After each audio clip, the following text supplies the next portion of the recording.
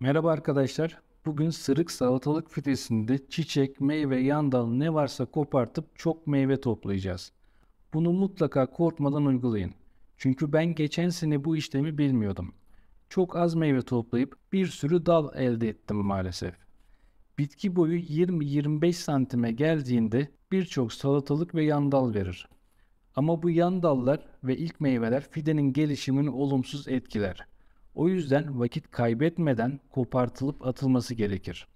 Bakın ben çiçek, yan dal ne varsa hepsini kopartıyorum. Eğer kopartmazsam zaten çoğu sararıp dökülecektir ve bitkiye zarar verecektir. Diğer saksıdaki salatalıkları da geziyorum ve ilk meyvelerini kopartıyorum. Şu anda meyveden çok bitkinin ana gövdesi bizim için çok önemli. Zaten salatalık çok hızlı meyve verir. Dallar yeterince uzadığında ve fide sağlıklı büyüdüğünde her gün yeni meyve kopartmanız gerekecek ve bu çok hoşunuza gidecek. Bakın ben alt dallarda ne kadar yan dal, meyve, çiçek ne varsa kopartıp attım. Şu an üzerinde çiçek, yan dal yok.